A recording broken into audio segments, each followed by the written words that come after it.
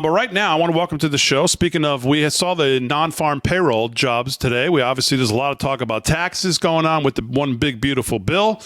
ADP non-farm payrolls today, way big miss. Expected 111,000 jobs created. I think we only got about 37, which was way, way off. So, of course, the president is all over the Fed on cutting rates, but I don't think the Fed can cut rates, if you ask me. But anyway, speaking of all of this and how it affects your retirement, please welcome Shawna Moore to the show. She's a financial advisor from More Wealth Management. You can find them online at morewealthtalk.com.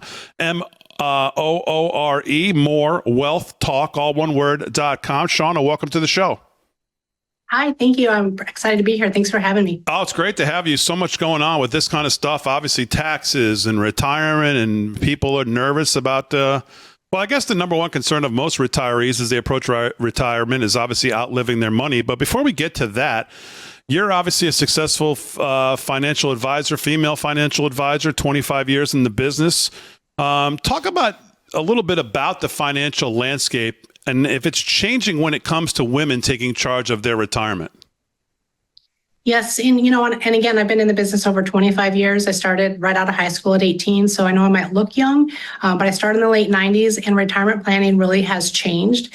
It is a male-dominated industry, but I do think that in the last several years, things have kind of shifted. And I think that's partly due to the fact that more women are becoming more actively involved in their own finances, whether they're single, divorced, widowed, or even married women that are more the financial driver in their household. And so I think that the fact that you have baby boomers, you have Generation X coming up, there's a lot more trust in female advisors. And it's for those women and even for men that are looking more for a different experience than the traditional male advisor. We're seeing female advisors starting to kind of pick up and be more dominant in the industry. Yeah, our friend Tom Hegna always says if every wife knew what every widow knows, there'd be a lot more life insurance and whole life insurance and planning on their behalf. But before we get to that, and I know you're doing an interview with Tom coming up on CNBC. We'll talk about that in a little bit. But there's a lot of talk, obviously, with the Trump tax cuts right now, this big, beautiful bill that Congress is trying to push through to the Senate, and we'll see what it comes of it. But a lot of people talking about the future of Social Security as well in there, what's going to happen. So can you give us some advice from your perspective? What's going on with Social Security? What do people approaching retirement need to know? Talk a little bit about that. Well, there's a lot of talk, and there's been a lot of insecurity about Social Security for quite a while, but they are talking potentially about removing taxes on Social Security. And that's one thing that a lot of people that come to us are unaware of, the fact that Social Security is taxed. And it didn't used to be that way. They started taxing Social Security in the 80s.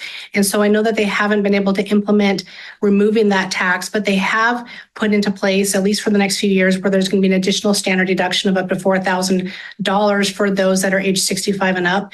But really, I think what it comes down to is planning for potential taxes on Social Security in retirement and making sure that you're working with an advisor who understands that and can walk you through that process to know how much is going to be taxed. There've been a lot in this new bill. There's a lot of good things. They've kept the lower tax brackets, and they're actually more favorable going forward. They've permanently extended the exemption on higher estate taxes. And so, but when it comes to Social Security, that's kind of the foundation for people's retirement. And I don't think, personally, I don't believe they're going to be changing Social Security benefits that much for those that are already collecting or they're going to be collecting soon. But I definitely think that for younger generations, there are going to be some changes, whether that means that you can't collect as early, you may have to wait longer, maybe the benefits are lower. So there's going to be some shifts. But I think for those that are close to retirement, I don't think there'd be a lot of change other than potentially the tax issue. Yeah, and when you talk about all of that, obviously all of that factors into the planning of your retirement. And so if you had to kind of name one mistake or one thing that pre-retirees but who are in that kind of red zone of retirement, what would be the one biggest mistake that you see pre-retirees make as they get ready to get to that retirement age?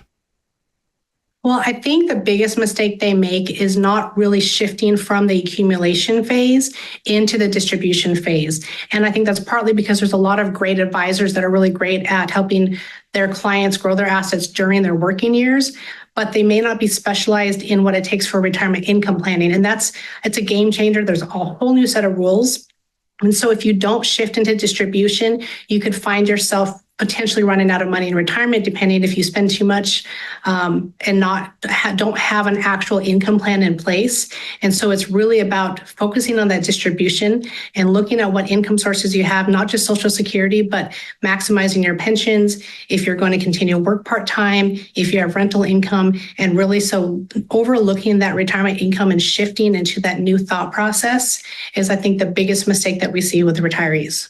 Yeah, and when you talk about obviously pensions and we're talking about Social Security, obviously all of that to a retiree is what I think you call guaranteed income, or at least like annuities and things like that. Some people are not familiar with the term guaranteed income in retirement, and that's kind of like what we said: annuities, your Social Security, a pension.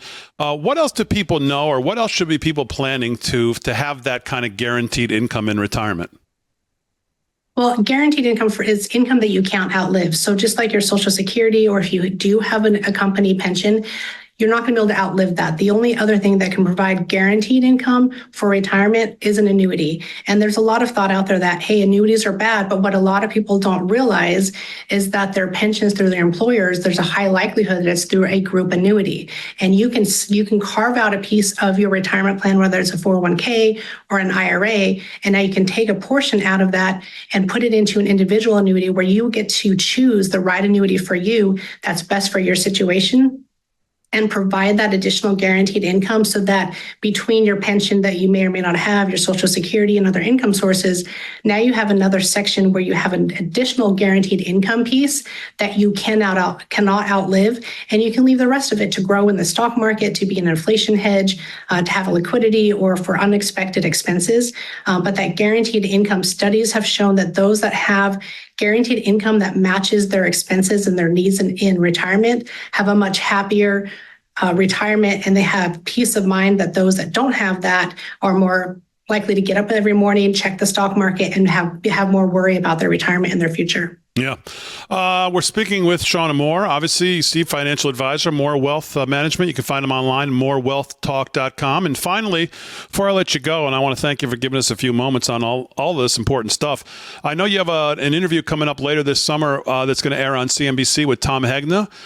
Tom's been on this show. We're familiar with Tom's work. He is very well known in this industry and talking about retirement. Just share with us a couple things that maybe you talked about with him. What's coming up in this interview? Yes, and again, Tom's a great guy. His philosophies and mine align very closely. But one of the big things we talk about is how once you retire, it's not about the number you have saved. Again, it's about the income. And really, we're going to dive into some different things, such as the rising taxes, accounting for inflation in retirement, and unexpected health expenses. So we also want to talk about things like long-term care to see what type of plan is in place for that, because it's a reality for us that we have to factor in. And so, Tom and I explore different tools like annuities and guarantees and having some protection when used properly. So I do believe that for those people that are maybe 5 or 10 years away from retirement, and even for those that might already be in retirement or they're closer to retirement, it's going to be an eye opener and give you some ideas and some questions, some red flags when it comes to if you are looking for a new advisor, for example, some things to look out for, and make sure that you find the right advisor that's a good fit for you. And that way you can take those questions back to your current advisor, or as you're looking for a second opinion, the questions to ask. Yeah, great stuff. We look forward to it. Shawna Moore, thanks for giving us a few moments tonight. Appreciate it. All right. Thank you. Thanks for having me.